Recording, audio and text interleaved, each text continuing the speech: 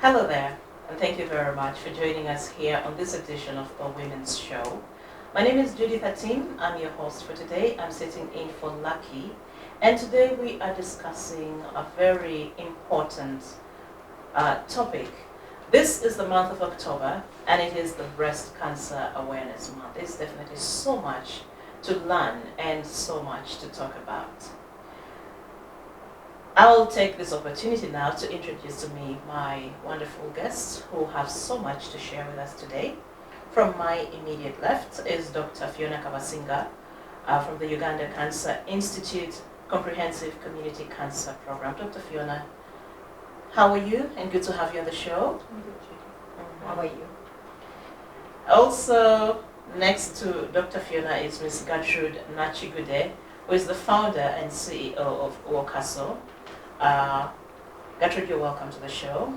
Thank you so much. Happy to be here. You'll be telling us a lot more about what you are working on as an organization and also your personal story, a very credible one, I must add.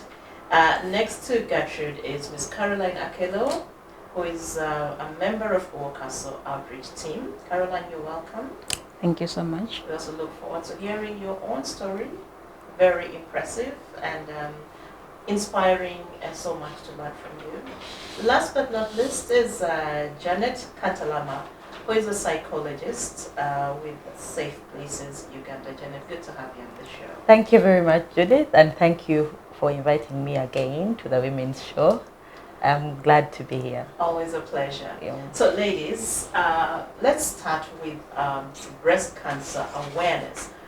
What is happening this month, and what are we focusing on? Let me start with you, Dr. Phionah. Thank you again, Judith. We are basically targeting the breast cancer in women.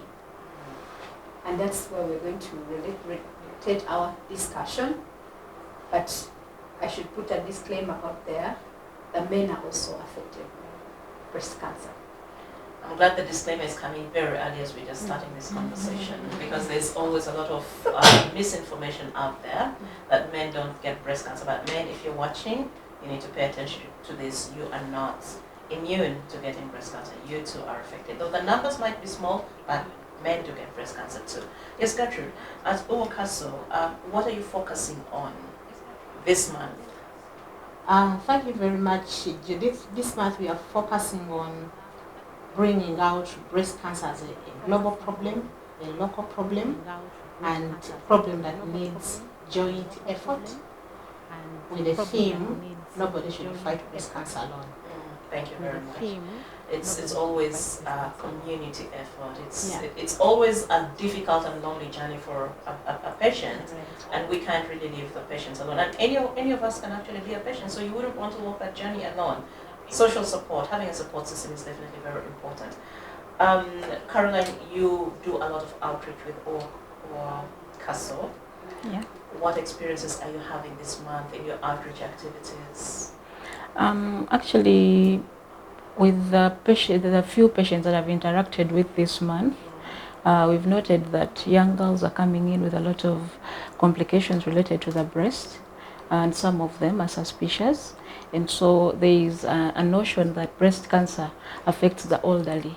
But lately it's become so common in the young girls in their early 20s and late teens are being diagnosed with breast cancer. Of course, not so many, but these cases are there. That's an eye-opener. So Janet, Yes, please.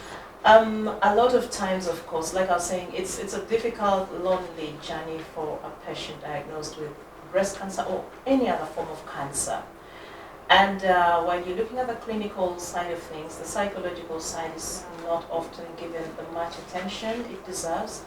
I would like you to just briefly tell us why it's important for us to also pay attention to the psychological aspect of treatment. All right. Thank you so much, Judith, and this esteemed panel here. It is quite important that we pay attention to the sufferers' mental health. Because oftentimes we see that the people that actually get diagnosed with breast cancer and other cancers, first of all, get into shock. It is a much feared diagnosis that even just being given the diagnosis affects your emotions and your thoughts immediately. There is this too much fear associated to it.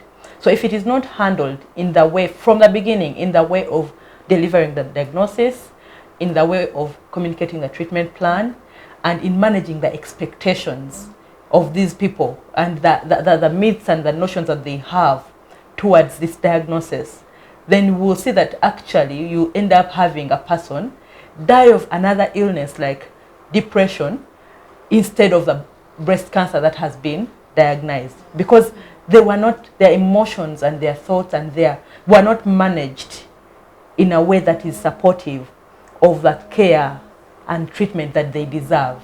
All right, so it is quite important that that is handled for the sufferer, and also the fact that the treatment might take a while. That this is it's chronic, it's recurring, the treatments are expensive, there are issues that come with that diagnosis. That means the person is in suffering or psychological distress for a period of time, and they need that support. And while we are talking about the sufferer, we also need to talk about the carer, because while this is the information is given to the carer, to the sufferer, it is the same information that is given to the carer. And we see that the carers also experience the extreme emotions that the diagnosis comes with. So it's important that while we are looking at the clinical side of treatment of breast cancers, the community perception, the awareness there, that we do not sideline or forget about the mental health and psychosocial well-being of the sufferers as well as the carers. Thank you, Judith. Very important. Thank you very much, Judith. So let me come back to the ladies first of all, because I earlier said these two ladies have very, very inspiring stories of courage, stories of resilience. They've been there. When Janet was talking about the journey and the mental and emotional toll such a diagnosis takes on a person, I think they could actually share their experiences as survivors. And why are we having them here? To also give you that courage. Should you get the diagnosis that you actually have breast cancer, not all hope is lost. Just look at these ladies. You can't even tell they've gone through, but just know they've been there. Let me hear from you, Caroline, first. What was your story? Just share with us your story from the time you were diagnosed and what the journey was like. Just share with us your story. For me, it has been a complex and a bit different from Gertrude, because as a person, I was diagnosed at a late stage. I was at a stage 3B. And while I was still undergoing care, I had just completed radiation, started a bit of maintenance treatment. The disease metastasized or went to other body parts. So it graduated to a stage 4. And it kept progressing. So I started care in 2019. And up to 2022 October, I was on active treatment, whereby I was receiving chemotherapy after chemotherapy. And yeah, it was, I can say it was a wild wind, because you know how cancer comes. First of all, the first phase I was in denial. I think up to the point of surgery, I received the first 6 cycles of chemo. I was just going through the motions. I didn't understand what was happening. I couldn't believe it was happening, but I was just going through care. So by the time surgery came, now it dawned on me that this is real. And I started now dealing with the acceptance and how do I live my life. And yeah, I had now left the stage of denial and running away from the situation. Yeah, because I was using avoidance as a coping mechanism. I didn't want to talk about it. I didn't want to pay attention to it, to believe that it's really happening. Yeah. So at the stage of radiation, I had reached a point of acceptance. And unfortunately, when the disease was found to be in my spine and my bone, it was another hit. Mentally, emotionally, everything crashes again. And you know, cancer is this disease that it disrupts everything. It disrupts your work, disrupts your daily life. Now your life is about going to hospital, managing symptoms, and then how do I deal with these bills? You're just working with things as they come. And then the cost of treatment, I remember there's a time when UWOCASO had to pay for me for my CT scans because along the way I could not pay. And then now at a certain point UCI would give me waivers, and they would give me total waivers for my CT scans. But then at that point the machine had broken down and I had to do it outside, and I needed 600,000 for my CT scan, and UWOCASO paid for it.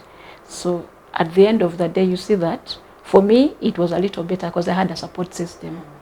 Now look at that woman who is coming from the village. She doesn't know about UWOCASO, it doesn't know about a waiver, and she has to go through this, and she also has to pay those monies. Yeah. So cancer and me, it has been a very difficult one. And in October, after I had done all those chemos and all, and there was improvement because I even had I had cancer in my lungs, and I had gotten sepsis in the lungs. I could barely breathe. I was struggling, like clinging onto life. And after they had treated me for that long while, now my lungs had cleared, the tumors had gone, the sepsis had cleared. And yeah, the doctor is like, at least for now, you are okay. But being a stage 4, we cannot tell you that there is cure for you, but we can manage the disease and give you quality of life. And that's the best they can do for me. So anytime you might gain breakdown. So you have to go for regular screening. Regular screening, regular appointments, making sure that the system is running well. And in case it comes back, go back to that care of chemotherapy again and everything. It's a whole cycle. Yes. So that is cancer for me. Quite a journey. Yeah.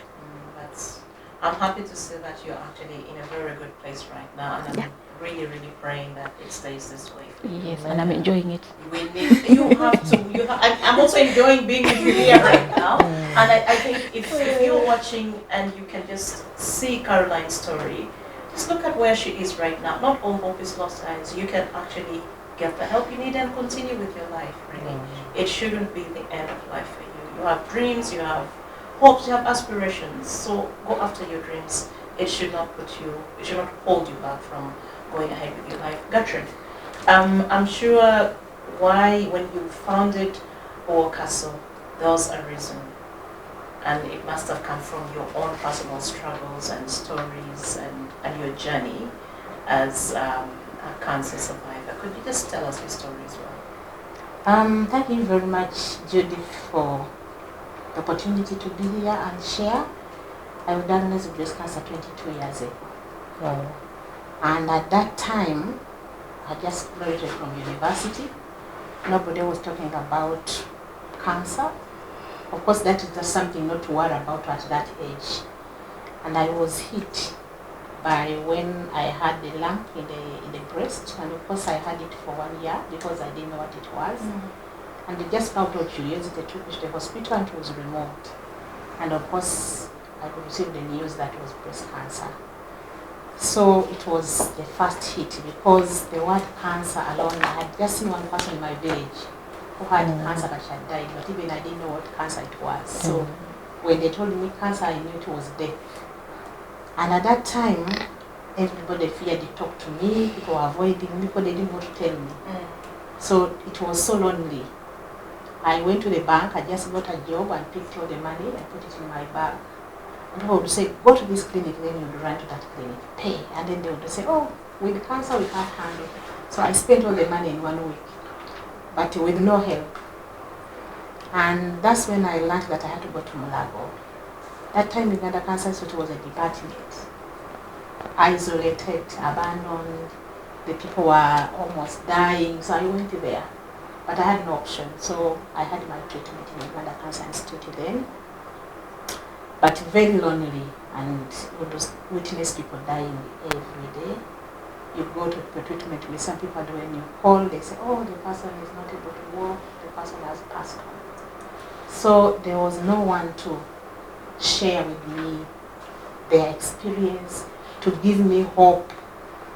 I remember my surgeon directed me to one of the ladies who had lost her breast, and when I went to her house, she told me she was not the one because she didn't want to talk about it. So I saw this surgeon as a liar. because my hope was to see a survivor, somebody who has gone through what I'm going through, to share with me how do I deal with the loss of hair, with the loss of appetite. That time I had a few nurses and one doctor, so they never had time for us. So when I survived, because I knew I was supposed to die 2 years after my treatment, I realized there was need to come together. So the 5 of us who were getting treatment that time, we came together over a cup of tea, and we used to meet and cry and share. Support system. Support system. So from that we regained energy, and all the patients who heard about us would come and join us. So the meeting of 5 became 10, became 20, even the men came, even the children came, and that's how UWOCASO came into place. We decided to register it as an NGO to support others who are going through cancer, not only the patients but also the families. I remember when I received the news, I called one of my sisters and she was pregnant, so she had labor pain. Oh dear. So she was admitted. So it was too much. My mother broke down. Everybody broke down. So I realized the need to support the patient but also the carers. That's it. So how many are you now? What's the membership like? We have 200 survivors and we are across the country. So we use the systems that we have. When we go to the outreaches, we support these patients, counseling, and when they stabilize, they also want to come and join us and do the same. So, and since now Uganda Cancer Institute is the center of excellence for the treatment, so all those who come, they are referred to us by the clinicians, by the counselors and social workers. So when they come through our counseling, so when they complete treatment, they wish to join us and support others. So our membership is national. We have members from the north, we have members from West Nile, from Mali, and from the central and east. So we are marked with a national membership, not only in the center. Okay. Yeah. Incredible. Let me come to you, Dr. Phionah, now. Perhaps what would you like to share with us when it comes to breast cancer from the medical point of view? Thank you so much, Judith. It's the stories of Carol, Gertrude, and the other 200 survivors that she has mentioned that keep us grounded so that we can see that we try to keep cancer out of our country. Because with such stories, you're empowered to keep going. At Uganda Cancer Institute, we have 2 arms. We have the clinical arm and the screening arm. And I worked in the clinical arm for over like 5 years before I shifted to the comprehensive cancer screening or the screening arm. And I've realized that with too much care and purpose put into screening, whereby women and men are encouraged to come for breast cancer screening twice a year, that is a clinical breast exam, or a self-breast exam where a woman does a self-breast exam. It's just a matter of massaging your breast after 7 days of your periods. You count from the time you got your period, 7 days. On the 7th day, kindly massage your breast and you're trying to look out for a lump. Gertrude said she found a lump. And that lump can always be an indicator that you could be having cancer. And early diagnosis and cancer awareness, whereby we believe that information is power. Because imagine Gertrude had 22 years, she said 22 years ago. The system was not as it is right now. I remember, I've just had her say, I wasn't there. She has told us it was just a department, but now it's a center of excellence, East African Center of Excellence. So I really want to inform our viewers that kindly, breast cancer can be prevented. It can be kicked out of our country if we purpose, if we try our best and come for a screening. We are here mainly to encourage screening, because at early diagnosis, we are sure we can get the cancer very fast. And the machines are available. We have an ultrasound scan, we have mammogram, and maybe later on we can see surgeons who can take off a biopsy and we treat you. And stories like Gertrude and Carol's, I'll emphasize, they give me joy. They give me joy because we are not laboring for nothing. And so to all the women there, all the men there, kindly, let's do our best to come to the Cancer Institute and maybe other private hospitals like in Zambia for at least once in a year. Once in a year, go. If you can, because we are busy, we are corporate world, we are very, very busy. But at least once in a year, come and do a breast cancer screening. I don't want to leave before I talk about cancer research. The reason why we have picked up very well, people, other countries, South Africa, Netherlands, they come here to benchmark because we have, the government has tried its best. It's doing its best that research is our resource. Actually, that's our motto. So with Fred Hatch, a Seattle-based research center, is one of the research centers that is helping us to carry out. That's how we know hormonal changes, hereditary changes, these biopsies taken off, and all that and all that. So for more information, you can always come to Cancer Institute so that we don't make it so much medical. Lastly, but not, I want us to, we cannot live without talking about the fact that men, when we talk about breast cancer, we think the men get out of their rooms or they're like, we won't listen. But for every, the international statistics is that breast cancer in men is 1%. But that 1% is really huge. Because we have seen for out of 10 women on chemotherapy or seeing the surgeon for mastectomy, a man out of 10. But the international picture is 1 out of 200. So the men, we really, really want to encourage you that please come. Please come for the breast cancer screening. Thank you. Thank you very much. I see Janet is smiling. I know you've prepared something that you want to share with us in this round of the conversation. When Caroline and Gertrude were sharing their experiences and talking about support and so on, I saw you smiling, and I think you relate a lot. It speaks a lot to the kind of work that you're doing.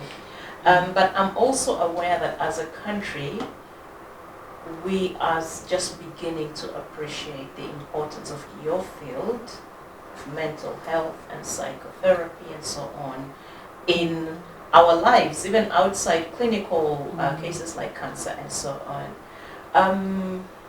To what extent do you think the low uptake or the low appreciation of psychotherapy actually hinders the support that cancer patients or other clinical cases actually get? Thank you so much, Judith, and I want to congratulate Carol and Gertrude for beating it. Beating it, you know, having the upper hand on this, yeah? We don't take it for granted, and we thank God for you. We know that many have not made it, and one of the reasons many have not made it is actually could not have been the cancer itself, but the mental toll that they took, you know, that the stress and the depression, the anxiety that came along, and the other psychosocial issues. So when we're looking at a portion of actually how many people do die or lose a battle to cancer because of the other side, that psychosocial side. So we don't have figures that I can say off, but I can tell you that in any experience that a person goes through, you have to look at the cancer, the diagnosis, as one of the most unpleasant experiences a person goes through. Okay? And with the lack of information about the actual availability of care, the actual information about diagnosis, the awareness that there is actually treatment, because there is this myth that once a person gets cancer, they're dead, you know. So imagine how many women are not coming, and men are not coming to get care, just from that perception that once a person gets cancer, everything is done. Okay, You first look at that. Then when you look at how many women are then getting that diagnosis, but because of the other social ills are unable to get into care. That is, if you look at the gender-based violence, the poverty levels, the illiteracy and uneducated education levels of the women. And we are saying that much as the men are getting the cancer, at least you know that the biggest percentages by genetic makeup is women. And so there are those other prevailing, intersectionalities for cancer, for women and cancer. So we also have to look at it in the sense that, as we said, it's a lonely diagnosis, it's a lonely disease. And with the stigma surrounding it, we are not yet having strong groupings, apart from UWOCASO, who is coming out, and the only ones, I think. There are also other small ones which have so far started coming up. I know someone who has lumps away, another. They're coming up now, but compared to the magnitude of the problem and the support that is available, then we see that there is a big burden for need for mental health and psychosocial support for the sufferers as well as the carers.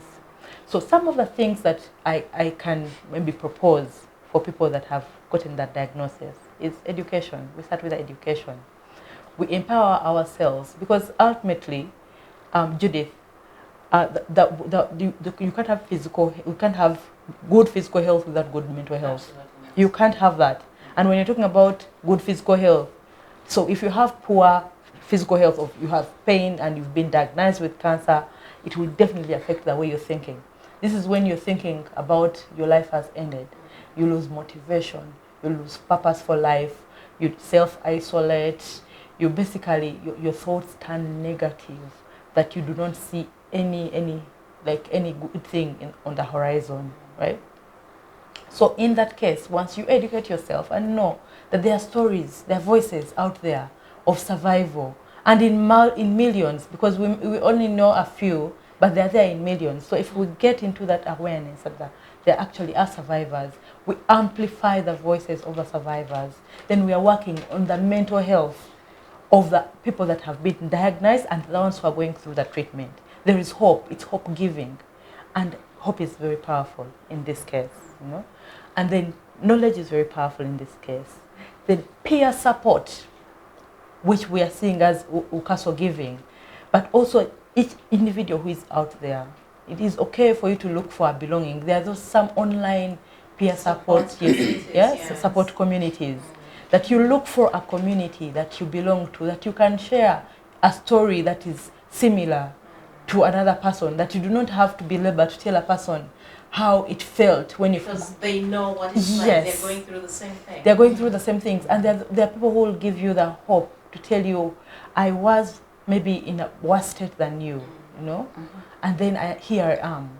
And for the people that are non-sufferers as well as carers, it is to be compassionate. As a professional giving the clinical support, as the nurse who is giving that, as the cashier who is handling this patient who's been diagnosed with cancer, it is to be compassionate and caring and to be kind, because the burden upon the person is already too big, to just lessen it for them.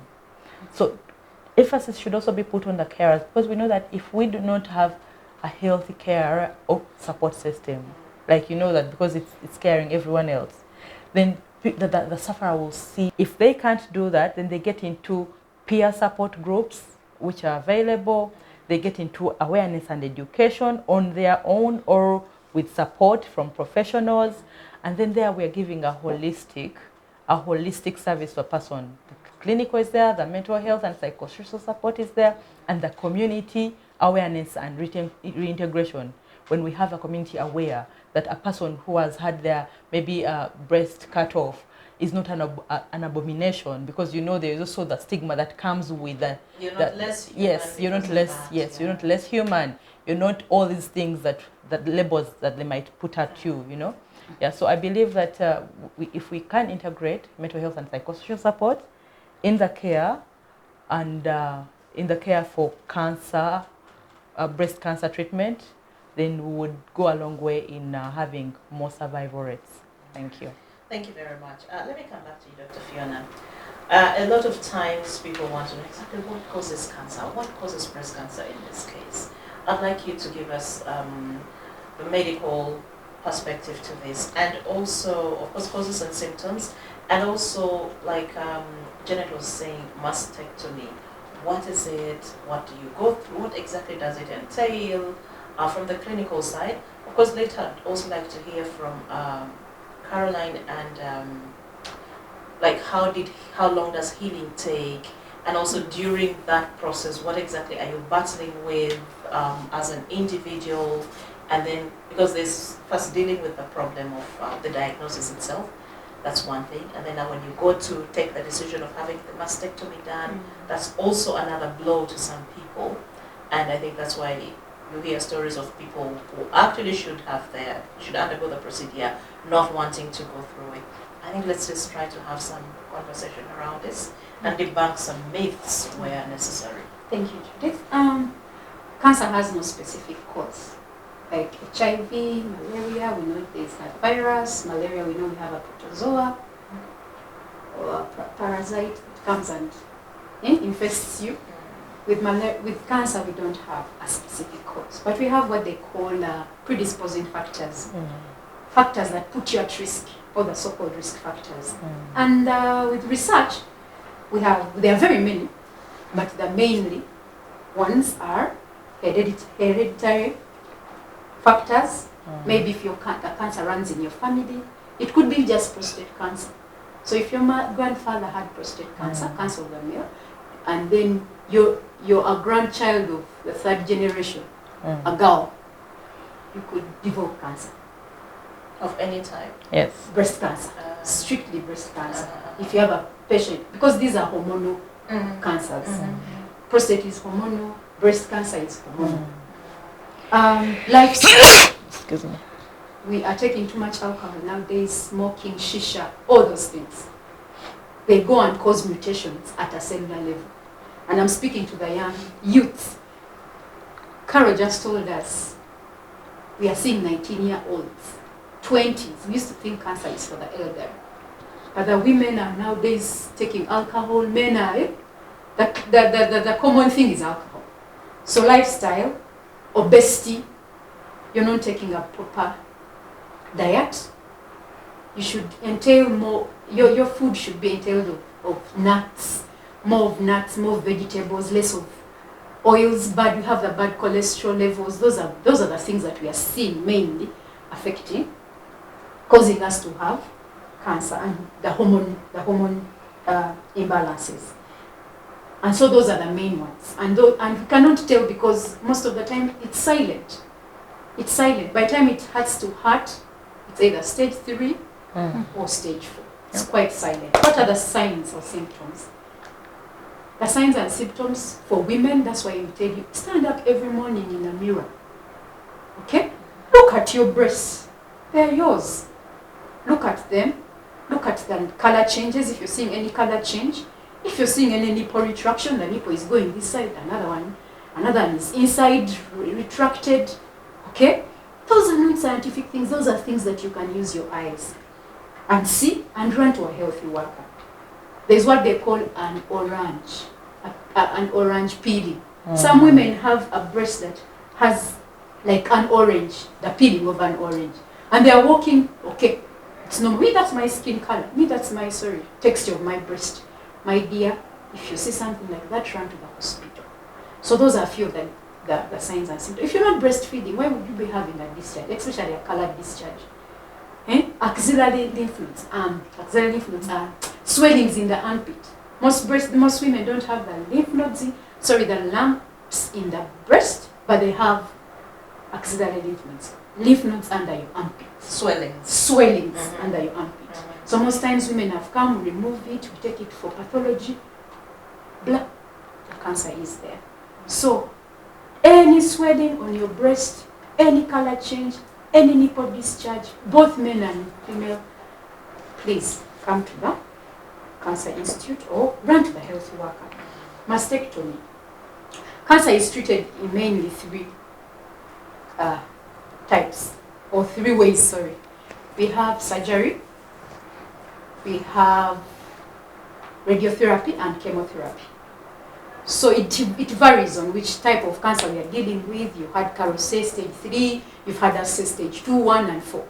So it depends On the stage. on your stage. So most times we want to localize the disease through chemotherapy, take it away from where it has metastasized, bring it close.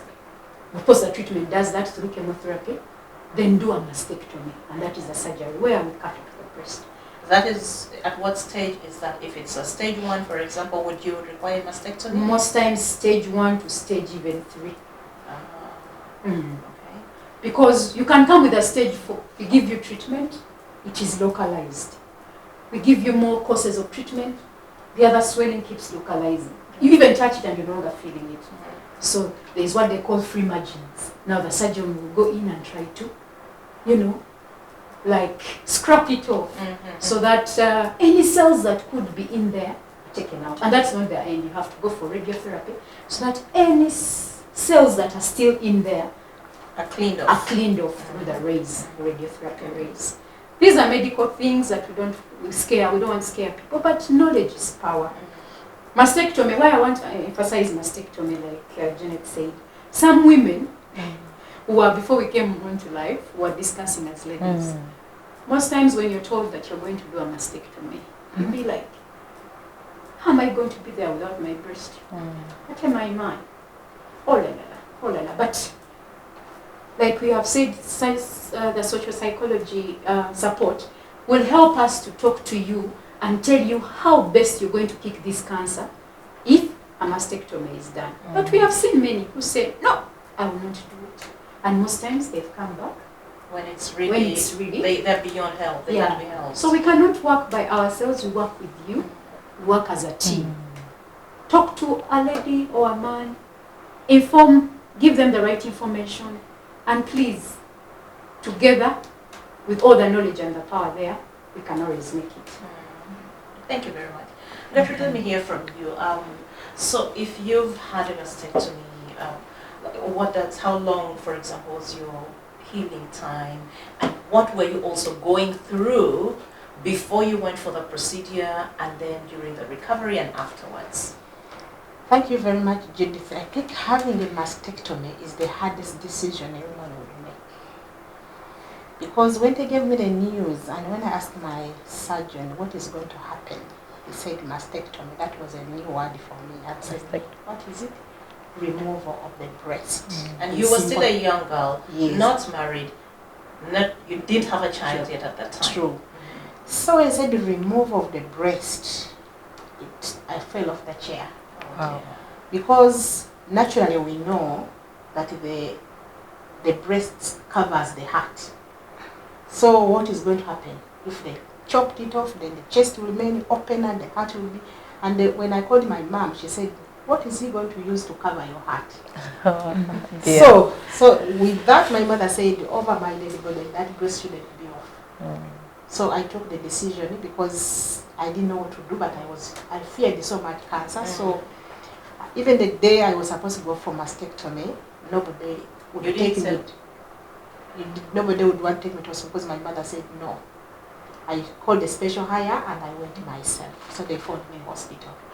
So I didn't even know the length of time it would take for me the wound to heal. Okay, the procedure alone, how long did it take, the surgery? The procedure, I think 1 hour to 2 hours. It's not a long procedure. And when I asked the surgeon, he also didn't tell me whether the heart would be out or not. But he said, you will see, we shall cover. So to me, I thought they get a piece of flesh and put it there. So he put it, even the surgeons cannot explain what happens. Because it can traumatize even further. Yeah, but when we talk to them, we tell them, at least tell them they will be alive. Because when I saw my sky, I was saying, wow, is this what I feared? Because it wasn't as bad as you had thought. And even up to today, women That's encouraging. That's really encouraging. That it is going to be an open wound, which you just chop, leave the open wound, heal, but they open, remove whatever inside and stitch it nicely. So, I mean, when I came back, of course, I had the plasters around me, I didn't know. So when they removed it, even I was fearing to look at it.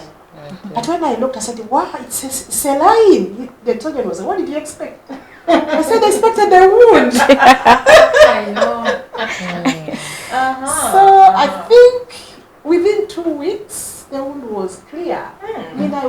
fine. And I was like, oh, people did never tell us all this. And I think that lack of information is probably what holds a lot of women back. Yes. And we are losing women because of that fear, which that is a fear. And I've been talking to women for the last 20 years. The same fear I had is the same fear that even if somebody giving the news today, that's the first fear. Yes. The opening wound, how long will it take, what will happen to the heart. Those things are not catered for in the clinical setting. So, and then when the wound healed, now I was like, now what?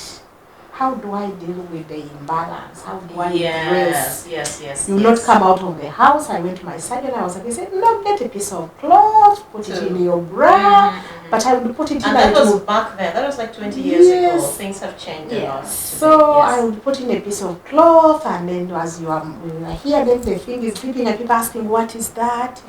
So still, what to use after mastectomy is still a challenge. And I'm told the bras are also quite expensive. Yes, mastectomy bras are expensive. A prosthesis is expensive, ranging between $100 to $300. That's quite a sum. So after everything you've spent, after everything you've spent, and they are not available in the market. You have to make a special order. And when you make a special order, then you need the doctor's prescription from that country where you want to order it. So the challenge is, so when women hear all that, they say, let me stay with my breast.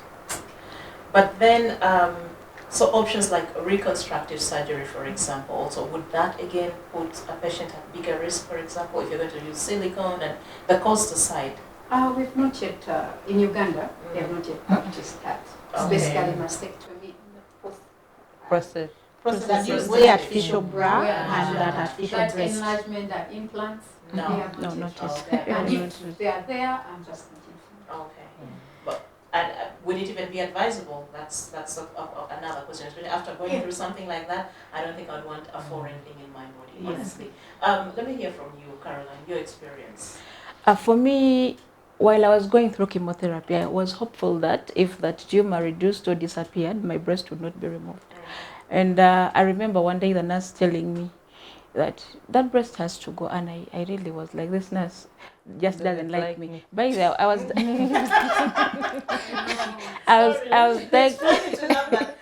let's laugh about these things.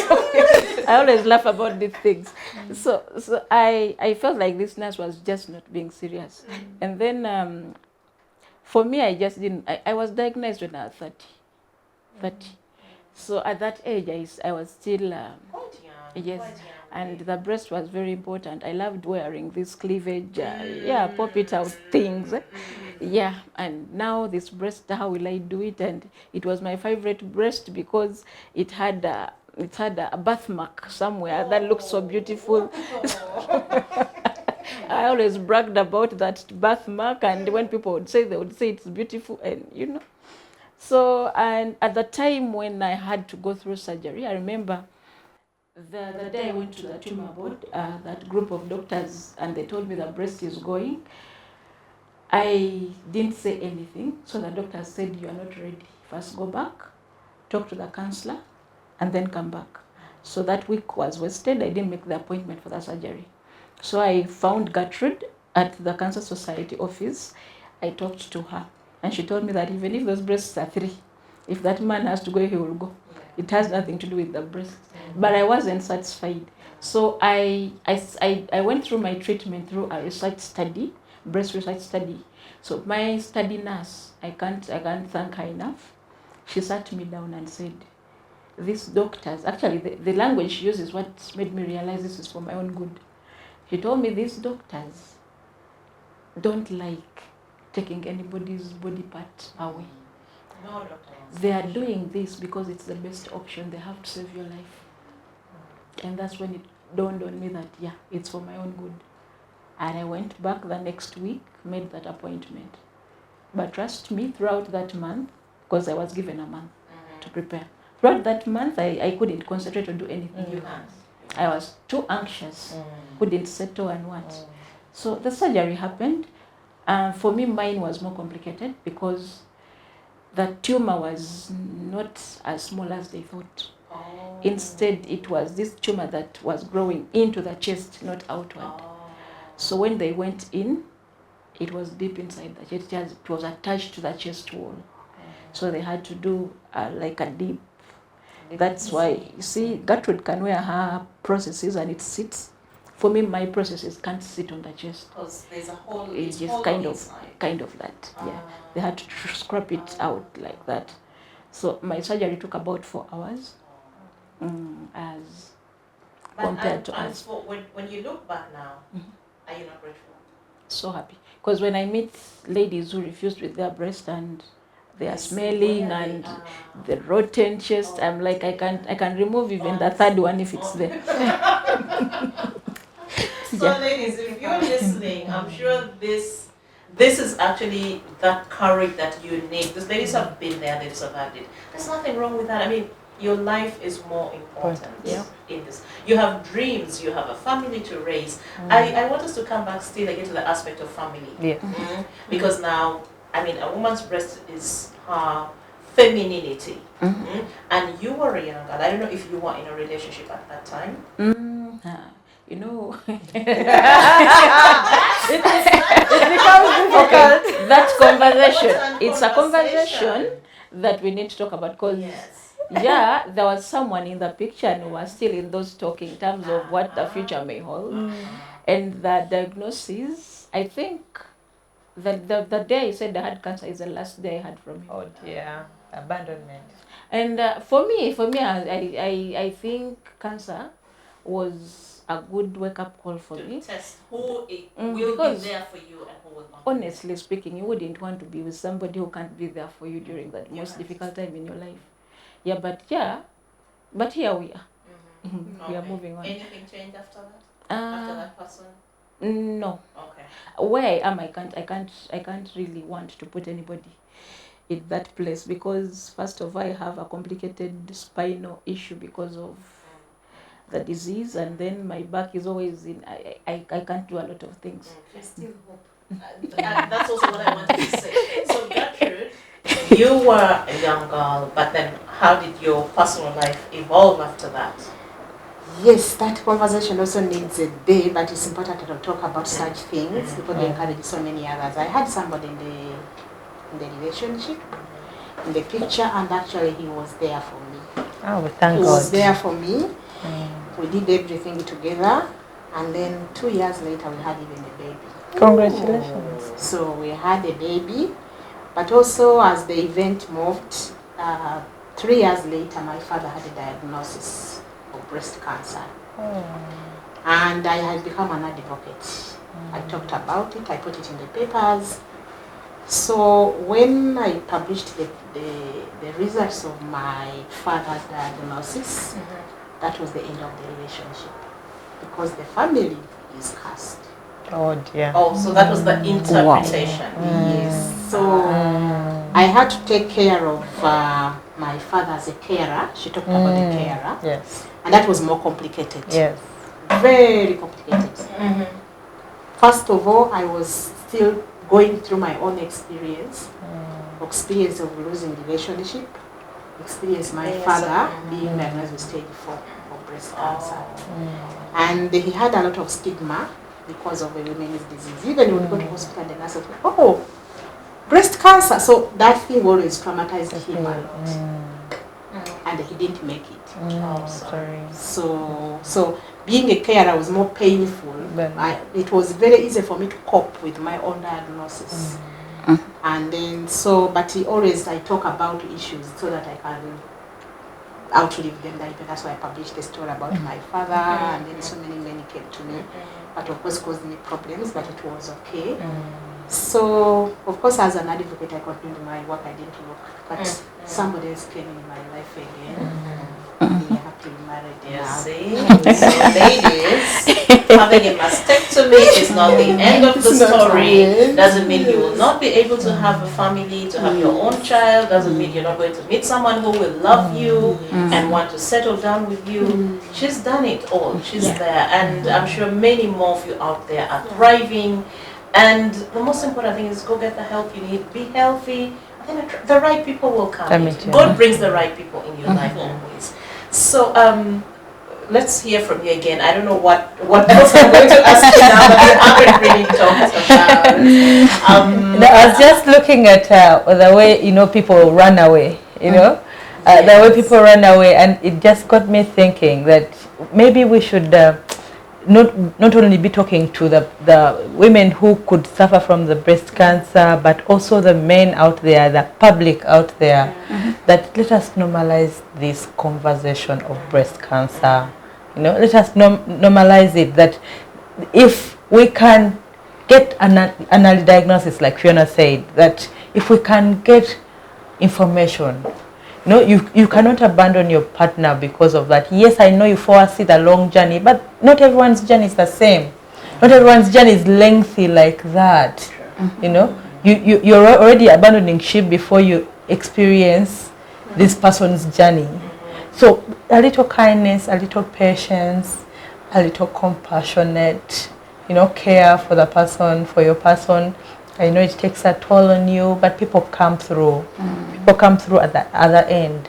So let us be kind and continue being compassionate. Thank you. Thank you very much. So let's just wind up now. I'm told we're actually run out of time. Yeah, so just let me give you the mic, and then you'll also give us your concluding remarks. Okay, for me, the part of carers, what I can say to people out there is that let's not leave the responsibility to one individual, because it's emotionally draining. Let's share the responsibility as a family. If today this person is here, let's say for 2-3 days or a week, let another person take over and give them also a break, so they can go be someone else. They can go deal with their own difficulties and their own challenges. And let's not ignore children, because even these children are experiencing those emotions when they look at their parents sick. Or if there is a sick child in the family, parents tend to get overtaken by their own emotions and they forget the siblings. But even those siblings are emotionally affected. So I pay attention to each individual in the family. For me, my daughter, I have a daughter. My daughter was mentally affected. She was depressed. She was not functioning at school. The head teacher had to call me and tell me, let this girl go back home. We even organized with Gertrude, and she had to see a therapist because it was too much. It was too much. She had had a lot. Yeah, so support is good. Let family members work together to take care of a patient. You can't leave it to one person. Let's work together. Thank you very much. Gertrude? Thank you very much. I want to make a call to everyone to give support to community, employers. I was happy with my employer then because they never left me alone. Cancer is very expensive, but my workmates, my bosses paid all the bills and were there for me. At times we have seen some employers, once you say you have cancer, they say, oh, prepare the documents, early retirement, you go and take care of yourself. So we also encourage employers and the community. I think avenues like this help the communities understand that the patients need care. And also a call to government and those who make systems. We need to have psychosocial support integrated into the care of cancer. There's no shortcut, otherwise we won't get results. So shall keep reporting late diagnosis, but because people are not supported adequately, then they don't adhere to treatment. Okay. And last but not least, Dr. Phionah, your parting shots. Yes, I wanted to emphasize the fact that Cancer Institute is not only in the central. We have regional cancer institutes where we have Gulu and Barara fully function. So that excuse of how can I come to Cancer Institute is not there. Go and visit those, and kindly screening and early diagnosis can save a life. Amen. Thank you very much, Dr. Phionah Kabasinga, Ms Gertrude Nakigudde, Ms Caroline Akello, and Janet Kantalama. Thank you very much, ladies, for sharing with us your individual stories, your journeys, and your professional expertise and insights into this question of breast cancer. What should we do with it? How do we get help? And also the courage. Not all hope is lost when you're diagnosed with cancer, just like you've heard from them. Early diagnosis is very key. Get the right help, go to the hospital, listen to what the doctors tell you, and also most importantly, reach out to a community, a support system. These guys are here, UWOCASO. You can reach out to them, or you can find a community online where you can always share experiences, share your journey, and support each other through it all. I want to thank you all very much once again, and to you who is watching us, thank you very much. We are streaming on Civic Space TV on YouTube. This is the Women's Show. My name is Judith Atim. Thank you very much. The show returns next week, same time. See you then.